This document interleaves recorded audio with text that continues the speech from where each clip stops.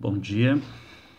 Esse vídeo é para nós conversarmos um pouco sobre o primeiro filósofo, aquele que é considerado o primeiro filósofo, Tales de Mileto. Eu não vou dar muitas informações técnicas, que elas podem ser encontradas na internet, nos dicionários, nos manuais de filosofia. Mas basicamente, Tales de Mileto, ele é um pensador do século VI a.C. e ele é considerado o primeiro filósofo por conta de outro filósofo que fala sobre ele, que é o Aristóteles. No início do seu livro A Metafísica, Aristóteles apresenta os primeiros pensadores. Ele dá uma pequena aula de história da filosofia e diz que Tales de Mileto ele foi o primeiro pensador. Uma coisa que nós precisamos ter em mente ao estudar esses filósofos mais antigos, Tales ele não sobreviveu nada escrito dele.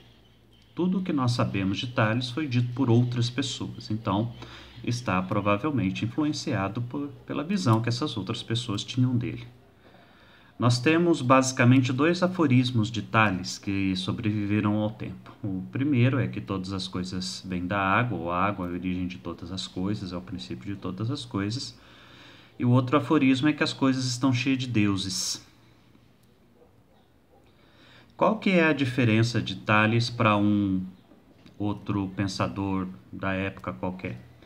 Antes de Tales, nós não temos registros de pessoas que buscam explicar por que as coisas existem de um jeito material. Nós temos pessoas que dão explicações religiosas, a mitologia dá explicações religiosas, o Hesíodo, na Teogonia, vai falar sobre a origem das coisas através dos deuses.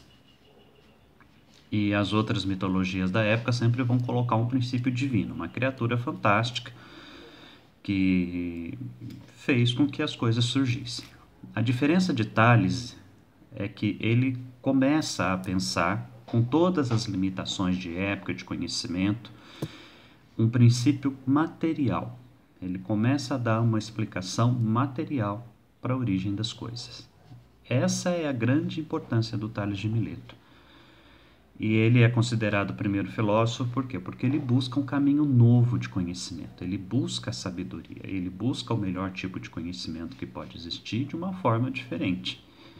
Ele não é contra ou a favor do sentimento, do conhecimento religioso. Aliás, nós nem temos informações para dizer se ele era contra ou a favor.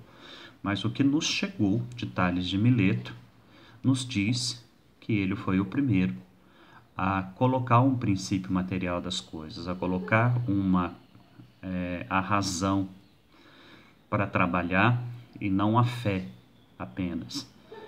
Ele usa como principal ferramenta a razão, a capacidade de pensar, e não a crença que recebeu de outras pessoas. Então, por isso, a gente considera Tales de Mileto como o primeiro filósofo, porque ele é o primeiro que busca uma explicação não religiosa para a origem das coisas. E vale a pena estudá-lo, vale a pena pensar sobre ele, e vale a pena a gente refletir a grande diferença, o grande volume de conhecimento que foi produzido na filosofia e nas ciências desde que Tales de Mileto surgiu. Hoje nós temos uma caneta, nós temos objetos de tecnologia, porque nós temos pessoas que pesquisaram, que pensaram e não apenas que acreditaram. O que faz as coisas surgirem é conhecimento, é ciência, é tecnologia, não é apenas fé.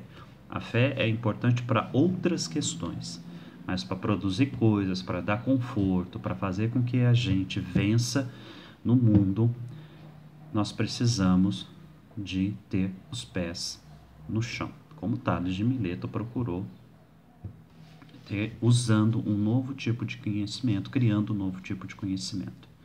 E com isso nós encerramos a nossa aula de hoje.